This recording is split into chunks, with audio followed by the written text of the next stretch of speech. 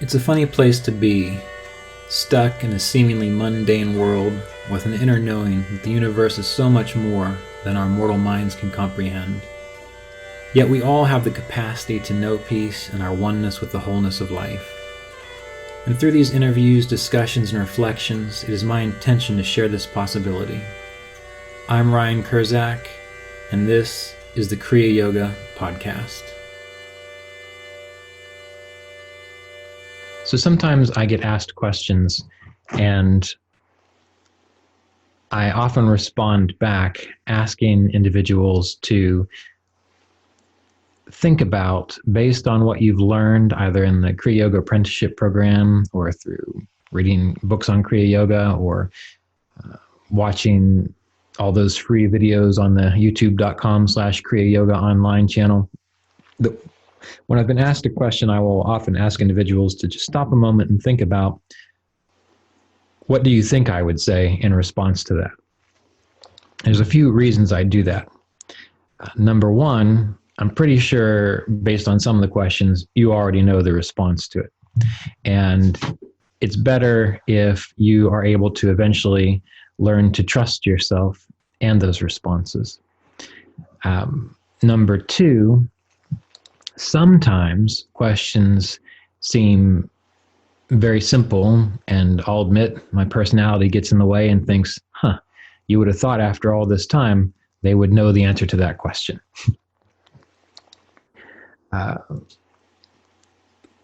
But most of the time, if you just take a moment to think about what's been asked, you do get the right answer. And I've experimented with this because I've done it often and I've seen the results of it. So sometimes before you submit a question, and it's not that I don't want to speak to your questions, it's just that I would like you to kind of think it through for yourself. Before you submit a question, ask, okay, based on what I know about what I've learned so far, and based on how I know Ryan responds to things, what do I think he would say? And go with that first. And if you're still confused and you still don't get it, that's all right. Go ahead and shoot it over my way. But my goal is not to make you dependent on me or anyone. My goal is to make it such that you can get your own questions answered internally. That's the ideal. And it reminds me, I might have told you about it before, it reminds me of a video I saw of Mr. Davis one time when there was a group of people around him and they were consistent Kriya Yoga meditators because it was a private retreat. And one of the students asked him, what do you recommend to help support our meditation practice? And this was when Mr. Davis was in his 80s already. And so I saw that and I wanted to pause for a moment because I thought, you're a consistent meditator, you're at CSA for a private retreat, and you're asking that question. And I wanted to see what Roy would do. Because I could just, in my mind, imagine what was going on in his head. And sure enough, he just stopped for a moment and said, well, all the recommendations that you've read about in 7 Lessons in Conscious Living, everything that we've gone over this week, those are the things that you do. So I understand that we need reminded often about certain situations, but everyone who participates in this program does have the capacity to just take a moment and just think about it. And usually you'll get the right answer. And that was something that I did as well with Mr. Davis. Every now and then, yes, I would certainly send him a question if I needed something clarified. But I started to experiment with that myself to where I would have the question and then I would ask, okay, how would Roy respond based on what I know about him and based on what I know about this path? And I would write that down. Then I would send him the question and then compare what were the results. So that can also be a useful exercise to do.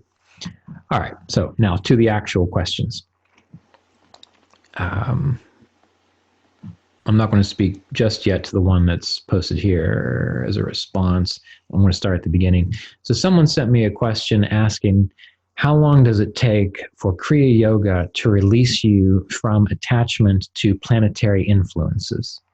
And of course, they asked me that because I'm a Kriya Yoga teacher and I've also been a Vedic astrologer. But this person also has a history of seeking out help from every different angle, which when you're in a difficult situation, that makes a lot of sense. But they often jump from one thing to another. And the person's life is not going that well. They're having a lot of difficulties with relationships, with work. It just seems like everything is not going well for them. And they're seeking out spiritual solutions. You know, the person told me, I've poured milk over the Shiva lingams. I've had people chant mantras for me. I've chanted mantras myself. Gave a list of all these ritualistic things that they have done. And there wasn't a whole lot of emphasis on a practical approach to fixing things. So the final email I got from this individual before this last one was, well, do you have any recommendations for authentic spiritual teachers you could refer me to? But eventually I got another email saying, I've been studying your Kriya Yoga videos, and I really need to release my attachment to the planets because the karma that I'm experiencing is I just can't take it anymore. And again, what's the focus? I want to do something esoteric like practicing meditation or Kriya Yoga to free myself from these practical problems that I have. So number one, you all know that, first of all, if you've got problems, you need to deal with them in this world, practically speaking. That's always going to be the case. I'm always going to tell you to do that. Number two, remember that Kriya Yoga and meditation practice, the goal of it is not to turn your life into a superhuman experience. The goal of it is to give a realization of what you are at the core of your being. That way, as you go through your life, as the good things come and the bad things come and they rise and they fall, you are stable within yourself, which again is why in the Bhagavad Gita, there's this emphasis on the yogi is not bothered by pleasure or pain. The yogi has equanimity in all circumstances. That is yoga practice. If you have troubles in other areas of your life, you need to talk to people who have expertise in those things. Now, the more esoteric side of that, though, related to the planets, is that, yes, Kriya Yoga does free you from your attachment to the planets. It certainly does. But not in that those planetary influences not that they don't affect you anymore, not that you don't see them, not that you don't experience them. It's that you recognize what you are. It's that you recognize what you are. I recently posted something on my fictional character Ryan Kurzak Facebook page that said, you are a spirit inhabiting a body, not a body with a spirit. Consider that again. Think about that. You are a spirit inhabiting a body, not a body who has a spirit. And what Kriya Yoga is doing is it's essentially letting you understand that you are a spirit. You are spirit. For example, a few days ago as I was meditating, I had this image come into my mind, which came from experience because I do like being around water. And I've been walking along a river and biking along a river, and I like spending time on water. And one of my favorite experiences when I'm spending time in nature around water is to see the sun's light reflected off of water. Particularly sometimes when the water is just a little choppy, not a lot, but just has ripples in it or some reflections in it. So then the sun's light, it's not just showing you the sun, it's showing you all this sparkly, scintillating kind of imagery. And as I was meditating, that image came back into my mind, and I recognized that what we are right now, that we can perceive, you right now, me right now, as we're having this conversation, as we're in this kind of state of consciousness, what we're recognizing is that we are that light reflecting off of those teeny weeny waves within the water. We are that light. And so the movement of the water, those waves are like our life experience. And what we are is the light reflecting off of it. Now, as soon as our life experience as a body, as a mind, as a personality is done, well, that wave just goes back down into the water, and the light, you don't see it necessarily as easily. It's not reflecting off of anything. But if you follow that back, well, yes, you're the light reflecting off the water, but you also have to be that light which is shining down through the air to strike that water. Can you see that? No, you can't. You can't see the light from the sun to the water. You can only see the light shining from the sun, and you can only see the light when it strikes the water. But you can't actually see those beams of light in between the two. But you are that beam of light.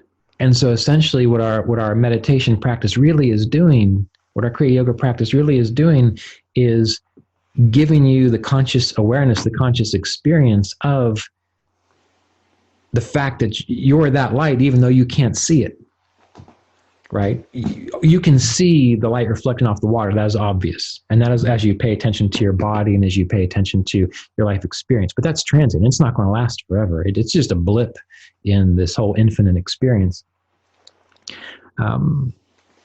So to release identification with planetary influences, it doesn't release you from the wave until the wave is done, but it gives you that capacity, that ability to recognize that when that wave is done, you are still that light of spirit which is shining through, which you can't perceive with these physical senses. I realize that this is hard to understand, but if you take some time to meditate on this and just contemplate these ideas, it will help unlock the experience for you, which will lead us to a few other questions that we've had. So, Kriya Yoga, it aligns your life in such a way that you're likely to miss as many of the self-inflicted problems that most people do. Okay? If you live according to the Yoga Sutras, if you live according to the Bhagavad Gita, you will live a life such that you will have as balanced and harmonious of an experience as possible. And that's like having a garden and giving the plants all the nutrients that they need, picking off the pests, which would be like picking out the negative stuff within your mind and life experience, nourishing them, which would be like you exercising, eating right, and having supportive entertainment that kind of refreshes your mind rather than dulls it or makes you more prone to depression. But nature is still going to happen, meaning you can't control the sunshine, the clouds, you can't control everything. But you can set up optimal circumstances, and that's what Kriya Yoga does. And so that conversation that you've heard me talk about and other people talk about, where, for example, when you are initiated into Kriya Yoga, the general theme, and this is not specific, this is just to get a point across, the general theme is when you become initiated into Kriya Yoga, God takes away 50% of your karma, the guru takes away 25% of your karma, and you have 25% left to deal with on your own. But anyone who would live a healthy, harmonious life in harmony, to be a human being with a clear mind and an open heart and a healthy body, they're already going to have 75% of the problems that most other people experience taken care of. They're just going to have the remainder 25% to deal with. So again, back to this idea of the planets and the experiences with the planets. I've been doing Kriya Yoga for 20 years now. And when I think back, to how I lived my life and how I thought about things before I got involved in Kriya Yoga and philosophy and meditation, if I would have continued on that path, I would have had probably 60-80% more problems than I do. But even practicing Kriya Yoga, things still occur. But I'm not identified with it. It has not, at least to this point, destroyed that inner light, because I'm identified with the inner light, not the things that the inner light is experiencing. So what Kriya Yoga does from this theory, this idea of releasing one's attachment to karma, releasing one's attachment to planetary influences, there's nothing magical there. What it's doing is what we've always talked about that it does, is it gives you an understanding of what you truly are. And if you know what you truly are, you're not going to be troubled by various things. Again, you think about the example of a child, a 3-year-old child compared to an adult. An adult can handle the fact that he's not allowed to eat all the sugar that he wants. The adult's fine with that. He understands he's not the body.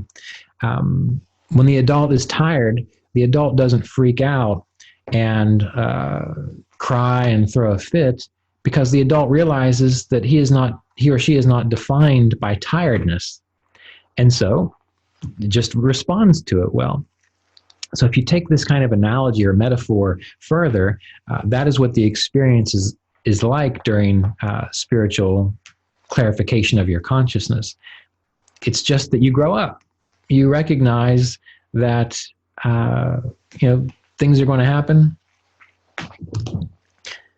You live your life. You're not identified with it. You're passing through. And when you are able to do that, your perspective broadens, meaning you start to have a sense of, wait a minute, maybe my experience, maybe my existence is not limited to this mind-body consciousness. Maybe my existence is beyond that. And then you learn to identify with what is beyond that. And then you start to see your actual experiences in perspective, in the same way that in the Yoga Sutras of Patanjali, there's this reference to, I don't remember it, I should have written it down, but I didn't expect to go into it. I believe it's essentially that by the power of non-attachment, one knows one's past lifetimes. Again, why is that the case? Because if they're not attached to this particular life experience, then it's almost as if their mind is freed up to be lifted above and get this whole panoramic view, or this 360-degree view of everything that they've been. So that's why spiritual teachers who are practicing non-attachment and aren't just identified with this small little problematic body, if that's what it is, are able to understand this idea of past lifetimes, the theory of them, because they're not just looking here. They're able to actually look around and see the bigger picture. So this is essentially what Kriya Yoga does, and this is essentially how it releases you from identification and attachment with planetary influences. As long as you have a body, your body's going to experience stuff, and you've got a physical body, a mental body, an emotional body, but do you have to be defined by them? For example, I have a relative who's a teenage girl, and she gets easily overwhelmed. And anytime she gets overwhelmed, it's as if she doesn't think she can do anything. Like as if the overwhelmed means I just can't even do anything. She was discussing she had 5 things she needed to get done, and it was 9:00 at night, and she just didn't get any of them done. I asked her what they were, and she listed 3 things that would take less than 2 minutes to accomplish. They were simple things, and I'm thinking, just get up and do it. And that's one of the things I've learned as an adult, is that, and is spiritually speaking as well, is it doesn't matter if things are going well or feeling good, you still get up and do your stuff, because you're not identified with it. It's not defining you. It's not, when you're a teenager and you haven't figured that out yet, then when things go wrong, you're overwhelmed and you think, I just can't, right? A little bit of a tangent we went off on there, but that is the best response I have to that question at the moment. Now, let's get into some other questions that I have already sent to me, and then I'll start looking at these.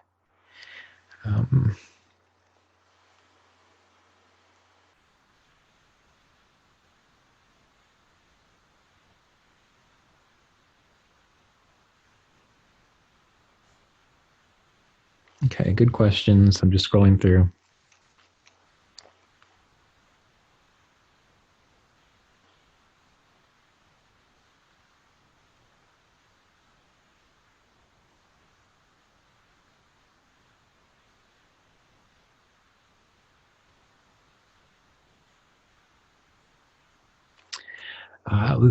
One of your questions actually reminds me of another, but anyway, let's just go ahead and let's take it by our checklist so we make sure we get to where we need to be.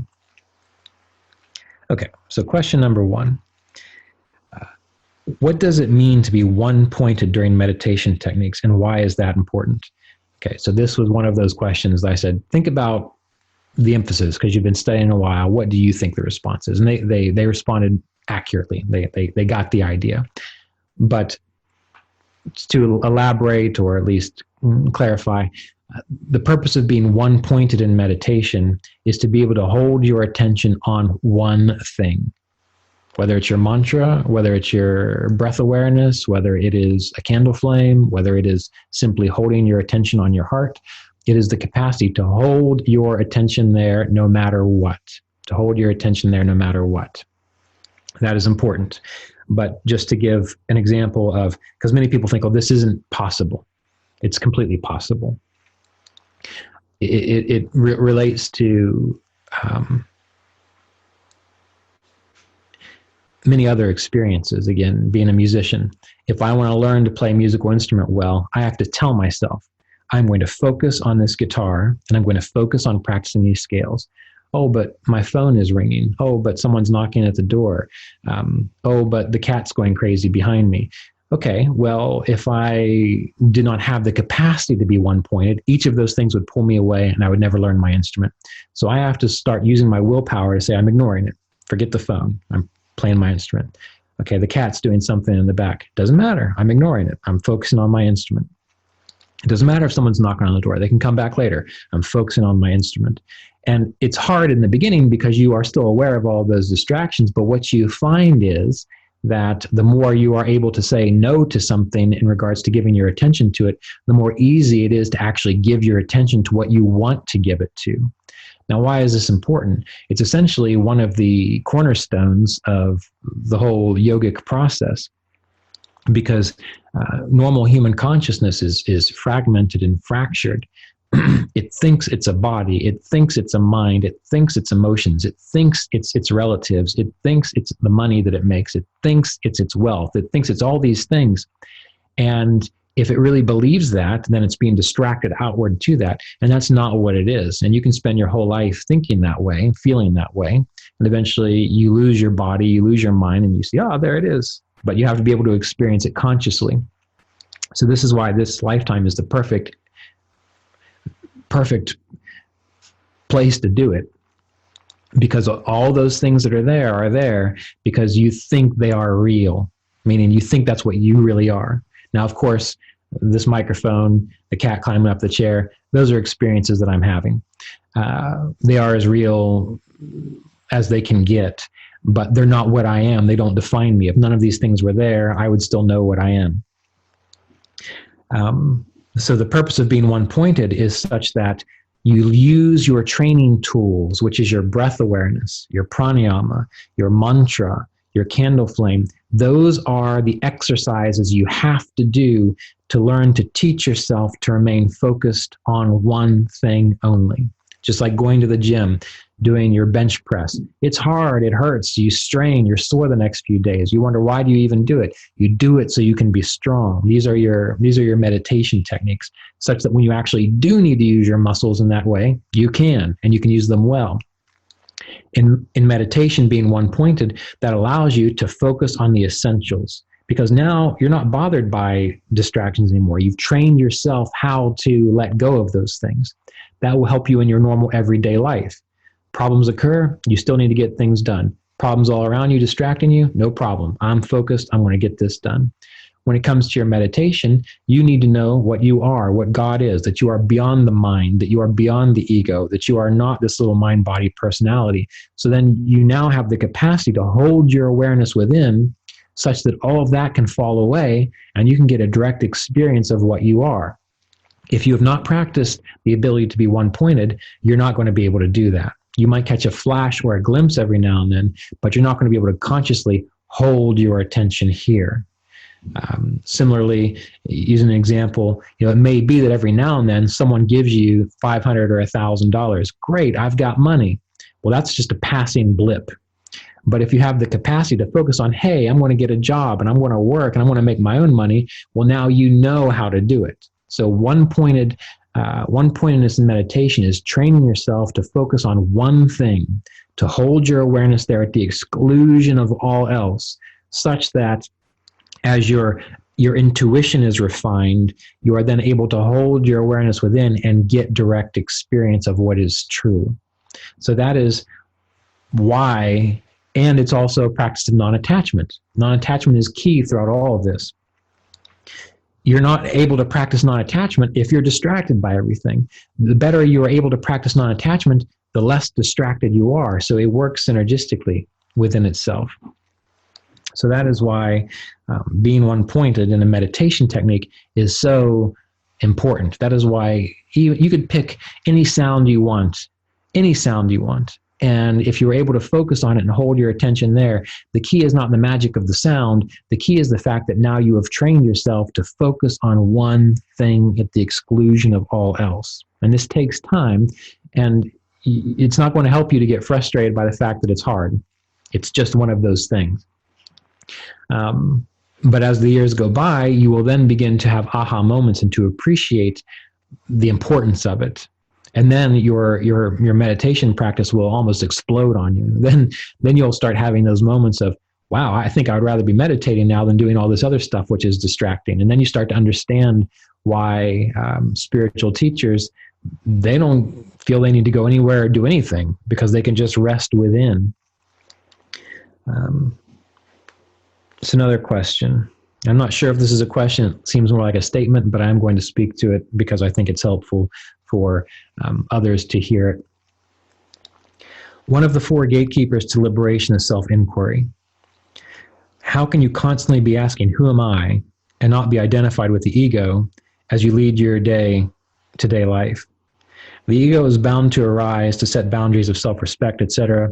We could realize that the world as we see it doesn't really exist, or we could realize that the world is not real, yet we can still live in it with others who see the world as real.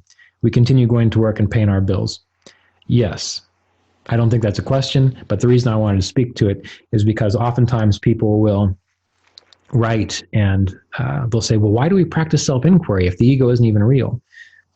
Well, do you know that the ego isn't real? I mean, do you really know the ego isn't real? Or did you just read that or heard me or someone else say it and you just accepted it? Because if you don't know the ego isn't real, you're just telling yourself that, you're going to still get beat up pretty good by these planetary influences or your karma or whatever you want to blame it on. But the moment you have the actual true experience, wow, who am I? Well, this I doesn't even really exist. And you have the real opening experience of, it can't even be described. It's silly to try, which is why there's a reason self-inquiry is recommended. You practice it until you get, until you actually have that direct experience. So people ask me questions all the time. Well, why even practice contentment if everything is God anyway? Why surround ourselves with good company if everyone is God or divine? Well, just practice it for 6 months to a year intently, and you'll get the direct experience, and you'll understand why this has been recommended for thousands of years and has survived the test of time. So, and that also goes back to the idea I've told you before. When I was in Asheville, the assistant minister with the Kriya Yoga Center there, he would always say to people who thought they could talk others into God, I mean, understanding what God is or what consciousness is, you can't talk people into it. That's why you can read Vasista's yoga all day long, and it can say everything is consciousness. And you can say, okay, everything is consciousness. But until you actually have the direct experience of what it's saying, all you're doing is reading words. So practicing self-inquiry, even though you know the ego isn't real because you've read it and you trust the people who've said it, you have to keep contemplating what this I is, or what you think the I is, until it's almost like the sun comes out and all the mist just burns away. You know there's a river under there somewhere because someone's told you, maybe you've tasted the water, but you have to keep practicing until you see that mist burn away. And then there it is. The river is actually down there. You know it for a fact. You don't have any lingering doubts. It is a true direct experience that you have. So this is why, we practice self-inquiry. This is why we practice self-inquiry, even though people who we trust have already told us that the ego isn't real. And yes, you do go about your day and you recognize there is no ego going about its day. There are just things happening. And then the mind is silent. The mind is no longer doing anything. And yet stuff still happens. Existence still occurs. So this is why we do this. Okay, so another question. Sometimes as I calmly sit during the day, information regarding some question on reality that I've contemplated in the past will rain down in my consciousness. I question whether that answer is a real clarifying response or the human mind conjuring up ideas I've never considered. How can I know the difference? You start to get the hang of it. Having anything that gives you a different perspective or allows you to consider a different experience is valuable, whether it's the human mind doing it or whether it's some divine inspiration upon high bestowing upon you a secret that happens to translate through your mind. That's okay. You can tell the difference if you experiment with what was revealed to you and it either leads to greater awareness or it leads you to a solution to a problem. Then hey, pay attention to that. But it comes down to experience. Just like you start to get the sense of, the more you pay attention to people, you start to get the sense of when you know someone's lying or when you know someone's telling the truth. If you pay attention to people, you can eventually get the feeling for it. Oh, okay, I know that person's full of it. I know that they're just BSing me. You can feel it inside intuitively. And maybe it's because you've listened to too many people who are BSing you and you didn't work. And so you've learned to recognize that kind of energy signature, if you will. Same is true when you're talking to someone that you know is truthful and honest.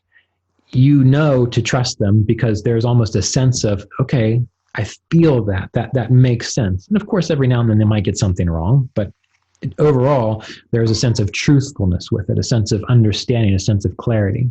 So when you're contemplating something, the way you tell a difference if it's just static, because your human mind has to translate it. So it doesn't matter whether it comes through your human mind or if it comes through someone actually coming directly up to you and saying something point blank clear in your face. It's the static that is the problem, because it's going to come through the human mind. So the trick is learning to feel that inner response of, all right, this is a radically new way of thinking about doing things. I'm going to try it out and see. And the more you try it out and see, the more you will start to recognize when the information comes through that is accurate and truthful and helpful. Okay, so you can tell a difference because there'll be a sense of, okay, in the past I've sort of felt this, that it was true, that it was right. But here's the difficulty. Here's the problem that you have to work through. And this takes time. So there's no simple answer to this. You may get responses that don't lead to what you think you wanted to happen. Meaning, you might get a realization about something you've been contemplating if it has to do with a specific experience or situation. And you really want it to go a certain way, and you've been meditating on contemplating how to deal with that, and the response comes, and deep down inside you feel, yeah, that's it. Like you really feel it. There's no doubt that your mind is causing issues. You really feel it. And you do it, and then it doesn't go any way that you thought it was going to go. In fact, it might even go in a way that you don't want it to go. But you still have to have that faith to trust that the realization led you appropriately. And that is the hard part about all of this. And that is why when it comes to things like prayer, or when it comes to things like trying to control our lives, the greatest and only prayer that you can really ever do is thy will be done, and pray that you have the capacity to accept that and to allow that and let that flow through.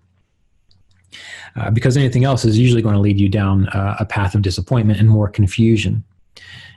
And you really need to spend some time thinking about what I've just said. Really, truly contemplate it, because there's no easy answer from the human mind perspective. All you can do is trust that as you meditate, your mind is getting clearer. And that as realizations come up, you try them out, see how it goes, see what the inner response is. Does this feel true? Like really you know it. And again, you can't make the decision about whether it's true or not based on is the choice going to go your way, because you don't know that. That's not up to you to understand or to decide. And if it goes your way, you still stay with your faith and your trust and the realizations that have been presented to you.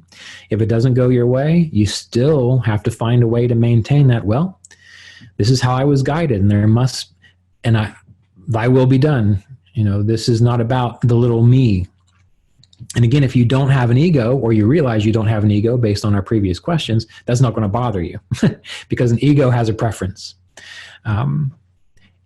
You do what is indicated in the Yoga Sutras, the Bhagavad Gita, lifestyle recommendations, truthfulness, non-possessiveness, harmlessness, conservation of vital resources. There's a reason it says you do that regardless of circumstances, time, or place. That's how you know if things are in harmony. You follow that. And then let things be what they are. Back to the Bhagavad Gita. You are entitled to action only, but not the fruits of your actions. This is the crux of the whole experience that you're having in this life. There is no escape from having to act. There's no escape from it. There's no guarantee that the way you act is going to result in the ways that you truly want it to go. If you practice your meditation, if you follow the Kriya Yoga procedures and the philosophy, you're probably going to make it through life with the least amount of difficulty possible. But you're still going to have that. And you know that you are free when, whether it goes your way or whether it doesn't go your way, you're okay. You trust. You have faith. You know that you are living out the karmas that need to be lived out, and that when you're done, you're free. You're free. And that can happen before you die, or it may be that you have to go through all of these things up until the very moment of death. And then at that point, you've done it. You've been non-attached, yet you've lived a healthy, wholesome life. You've tried, even if you've failed, you've tried. And you're done then. So when you think about these things, you got to remember that there is you always have to ask yourself, am I asking these questions, or am I wondering about this because life is not going the way I want? And then you have to reflect upon, okay, well, maybe life's not going the way I want, but am I warm? Do I have enough food? Do I have kind and loving relationships? Am I able to provide for myself? And if I'm not able to provide for myself, do I have the help that I need to assist me? You can go on and on with this. And if life isn't going the way you want, yet you have all of these things, do I have the time to meditate and to contemplate and to give my full attention to God? Well, then you're practicing the self-realization path. If you're doing this because you want something to be different in your actual physical life, that's not Kriya Yoga. That's you trying to manipulate the situations around you, which is fine if that's what your goal is. That's what 8 billion people in the world mostly are trying to do. But there's the one in the 1,000 of the 1,000 who recognizes that they're meant to do their best and let it all go. Do your best and let it all go. If you're doing that, you're practicing Kriya Yoga. So how do you know the difference between whether your human mind is conjuring something up or if it's a real clarifying response? The way I know that is that in my heart, in my inner being, when a realization comes up, it feels right. It feels clear, uplifted, free of doubt. It feels like a certainty. No, this is right. Later on, my human mind might start throwing in doubt and distractions and really muddying up the waters, but you have to pay attention to that initial response. It's not an inner clear realization if it's attended to by a lot of static. I mean, there's like, oh, it could be this, it could be that, it could be this, it could be that. Well, maybe it's this. Oh, well, how do you know? Who knows these things? So this is how you have to think about it, and how you have to work it out. It's very specific to you on an individual basis, but the process and the principle is similar in all situations. Okay, I think that was all of the questions that were previously sent to me. So now let me return to the chat group.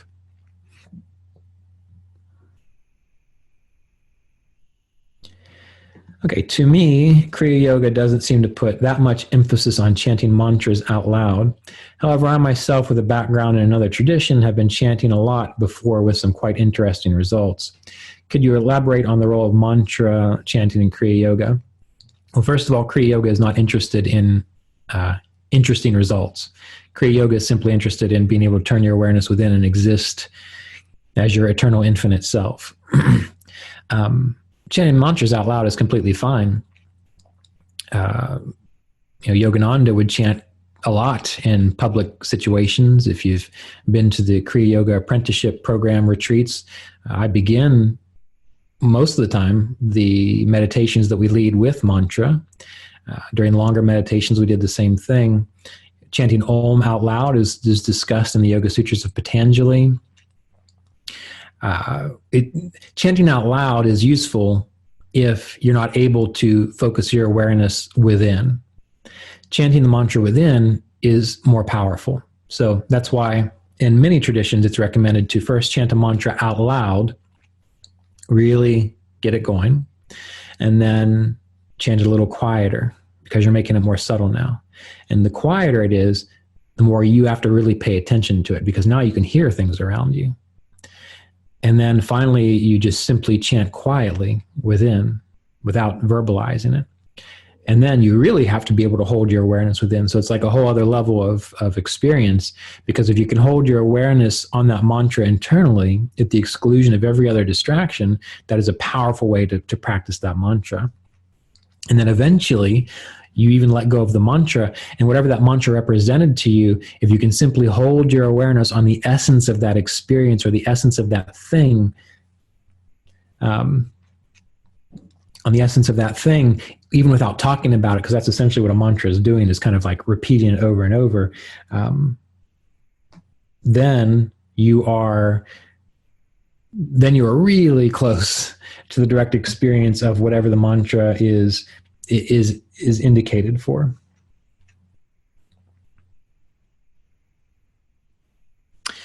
So I never really thought about it.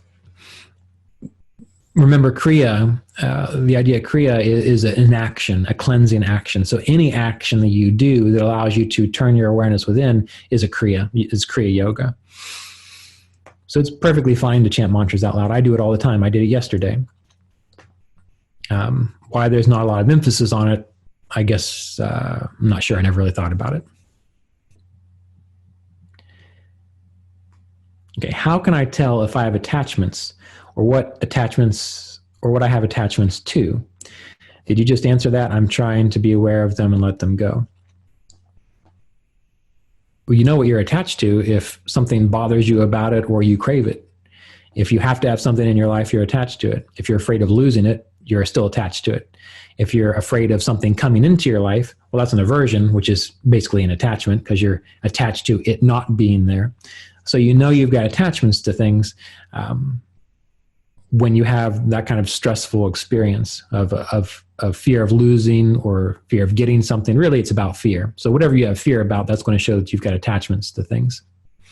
Now, again, the place that most people take that, which after 20 years of trying to attend to this and speak about it, it doesn't mean that you don't do the right thing. And again, that's when it comes down to learning to feel that inner response within about what is true, what is the right thing to do. That's not based on attachment. That's not based on what little Ryan wants, or what little Mary wants, or what little Laszlo wants, or Dee. It's based on, is this the right thing to do? Stop, pause, check in. Yes, it is. I do it. Does it go my way? Does it not go my way? I don't know. It doesn't matter, because the point is to follow the inspiration. That is the sattvic way of living.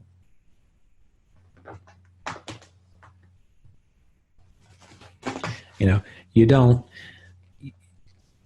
eat your vegetable. Maybe you don't like vegetables. You don't eat your vegetables because you like it. You do it because you tune in. Is it good for me to eat a salad today instead of a steak and potatoes with bacon on top? Yes. Okay, that's what I'm going to do. You don't do it because you think it's going to extend your life or because you think it's going to make everything better. You do it because the inner inspiration is there. That's what it's always going to boil down to. If you can find that inner inspiration that is not dependent upon fears or attachments or aversions, you're living as a Kriya yogi ideally is meant to live in this life. And if you're not able to do that, but you're trying to figure it out. You're not just giving up, and you're not just saying, oh, I can't do that. This is too hard. It's been 5 years. I just can't get it. You keep trying. You are still living the ideal life of a Kriya yogi, because it is in that working out, it is in the trying that you are exhausting that karma related to this body, whether it's the physical, mental, or emotional body.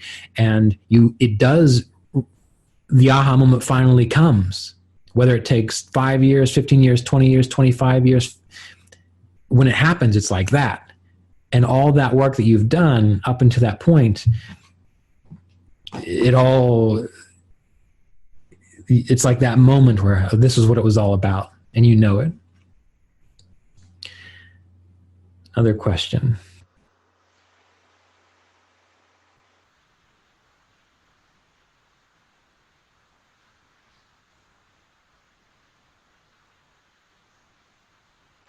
Okay, so this next question,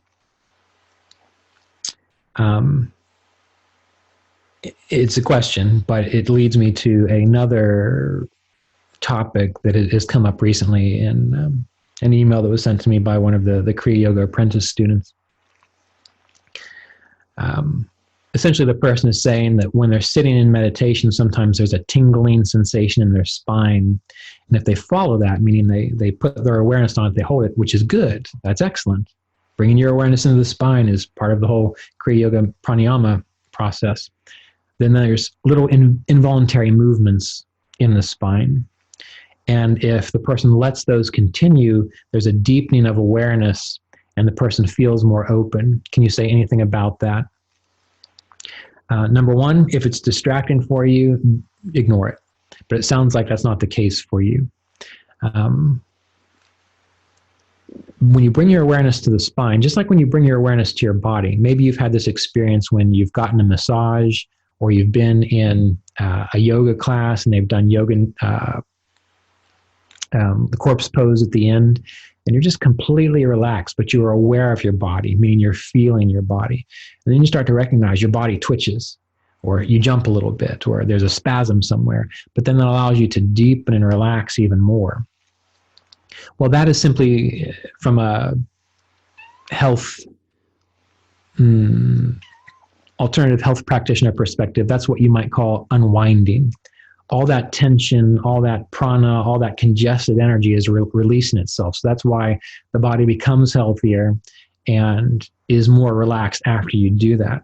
And you can do that with any part of your body. Meaning, when I injured my foot, I would do that to my foot. I just give my awareness to it and hold it there. And then the injury around my foot, the muscles, the bones would start spasming and twitching and doing it, whereas it was not doing that before I put my attention there. That helps heal different parts of the body. Now, of course, if there's a lot of difficulty in the body, you can experience more pain and more difficulty and more uncomfortableness while the healing process is happening. And that's, you need to work with your healthcare practitioner to figure out what's what.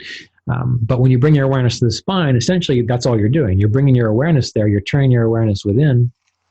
And if there's congested energy, if there's tension within muscles or with the alignment of the bones, that can cause an unwinding experience.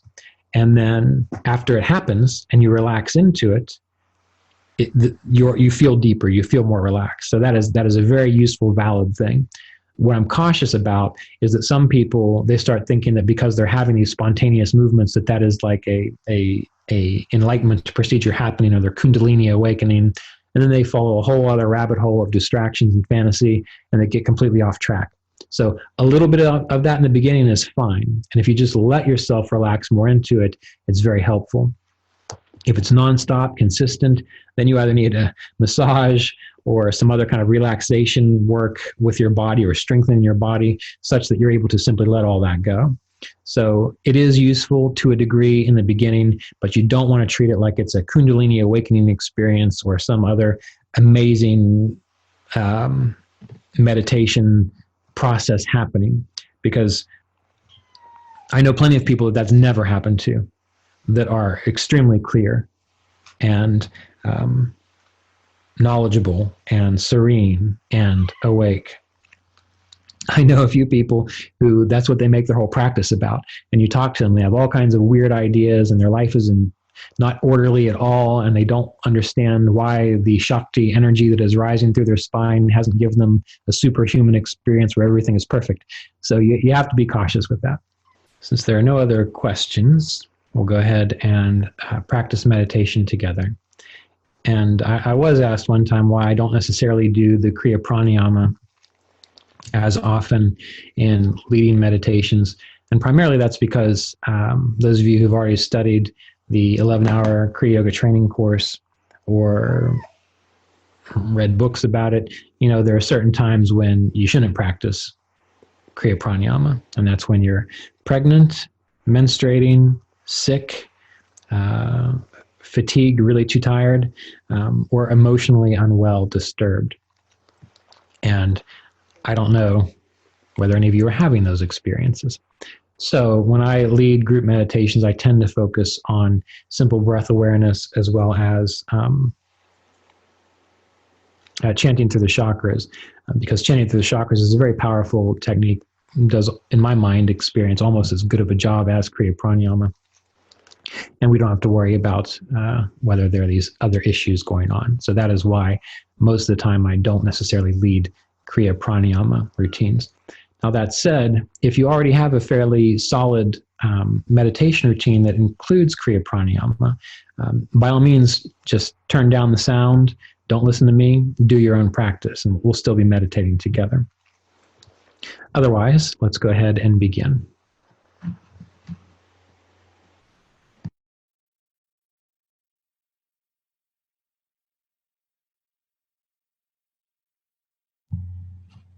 So give your awareness to your body. Feel your body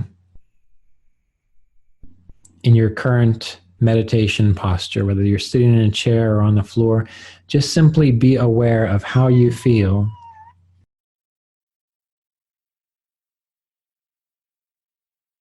as you're sitting and breathing.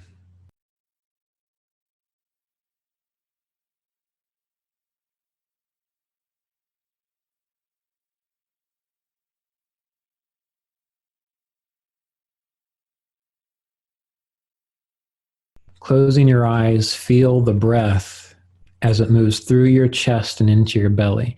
So as you feel the body now, you are paying attention to the rise and fall of the belly and the chest with each breath.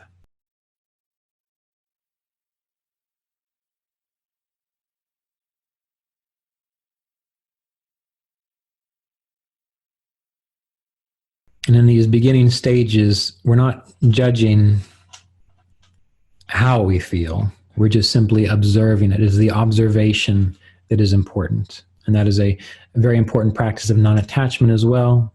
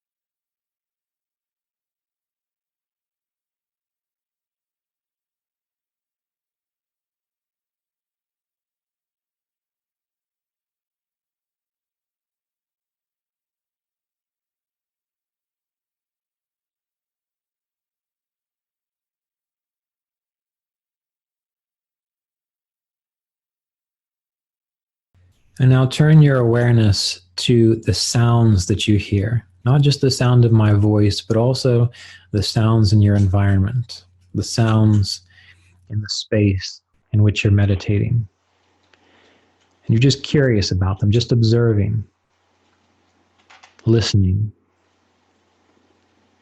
It doesn't matter how noisy or quiet it is, you're just curious about the current state of consciousness as you can experience it by way of sound.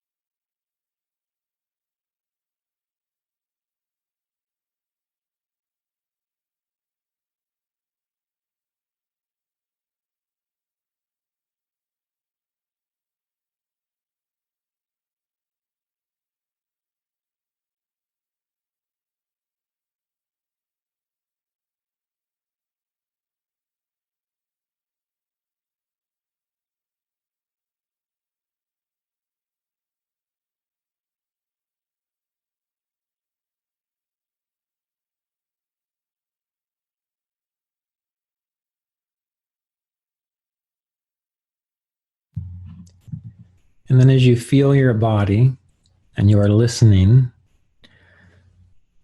be aware of your mind and any thoughts or images that seem to be floating around within your mind. You're observing them in the same way that you would observe clouds passing through the sky, or in the same way that you observed your body and your breath.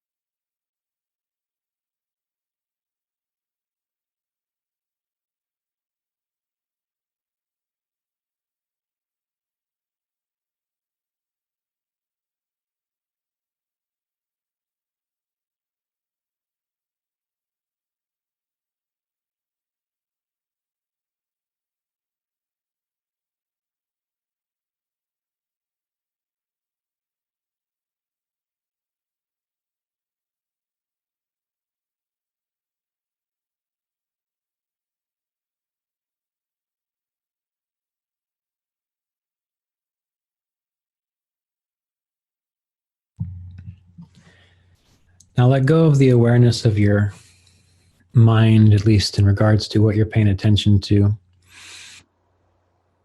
and bring your attention to your heart.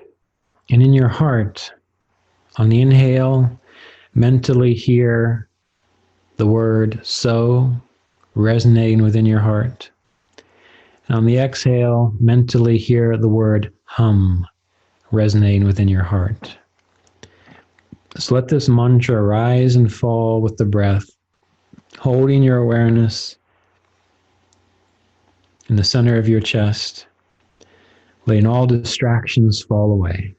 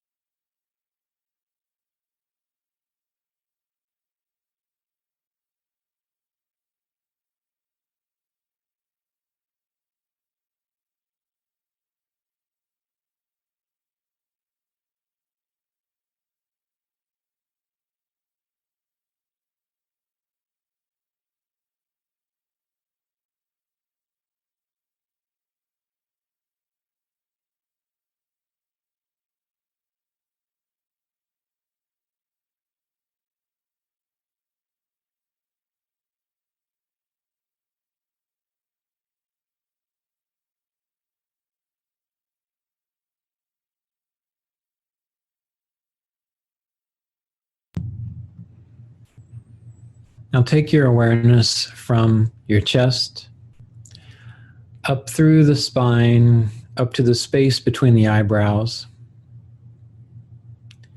the frontal regions of your brain. And with your eyes closed, if you like, you can gently look up and out as though you're looking out through the spiritual eye, not rolling your eyes up into your head, just a slight angle upwards and outwards.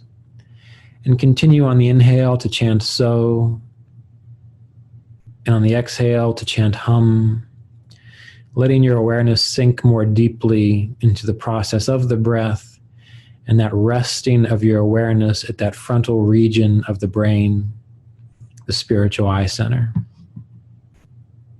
And be gentle about it. Go into it easily. Relax into it while staying alert and awake and present.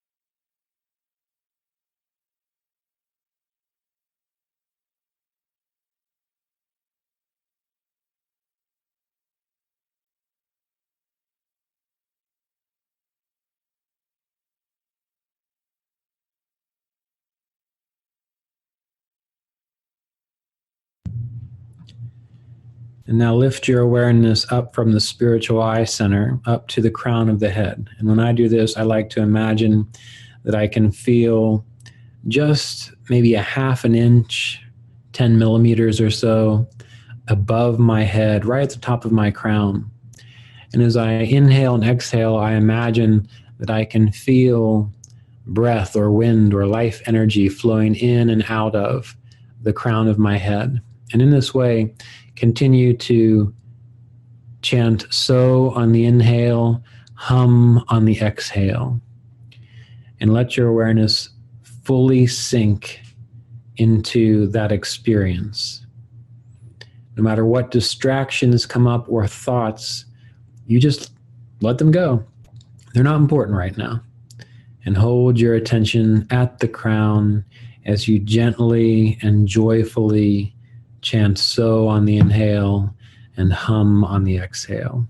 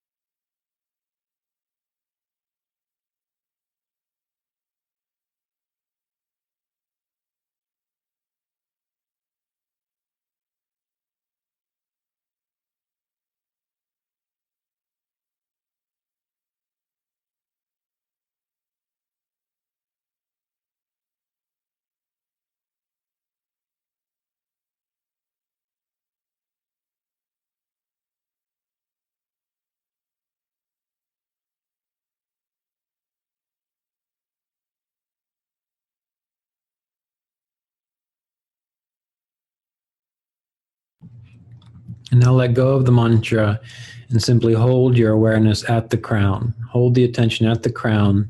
And as you look through the darkness of your eyelids, imagine that you can see a radiant light, like the brilliance of the sun shining off of water. And if you can't see it, imagine it. Just see it in your mind's eye. What would it be like to gaze upon that radiant light as if the sun was shining off of water? And let your meditation focus be holding your attention, your feeling at the crown of your head, while looking into the spiritual eye and gazing, imagining a radiant light like the sun shining off of water.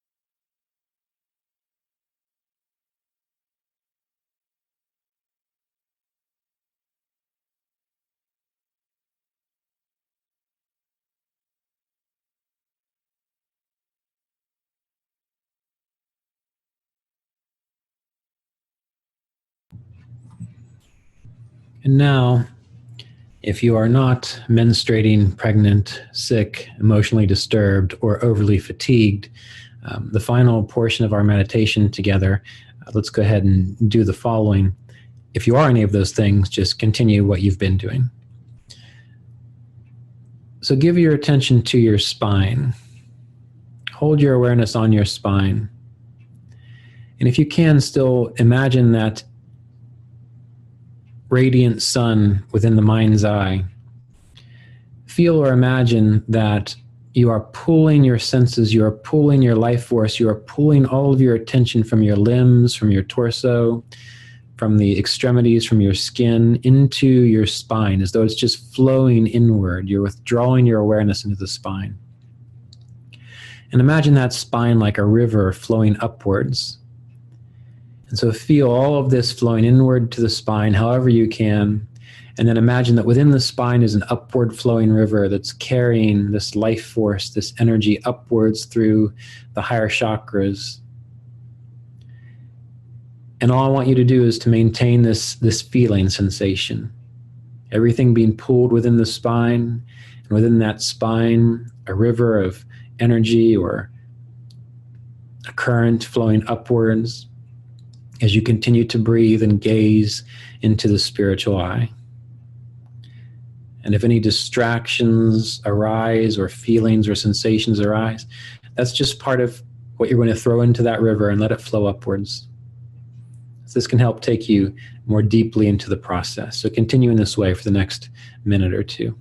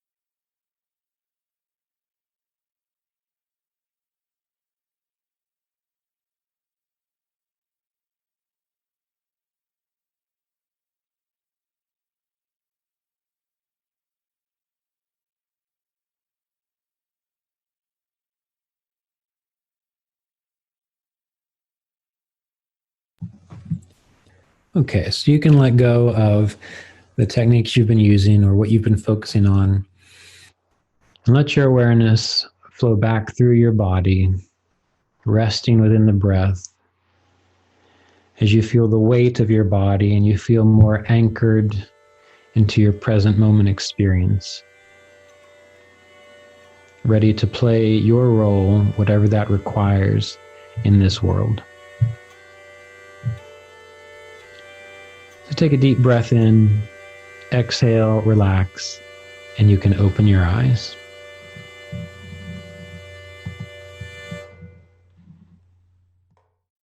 This episode of the Kriya Yoga podcast was made possible by donations from Kriya Yoga apprenticeship students and supporters of our Patreon community at www.patreon.com/Kriya Yoga.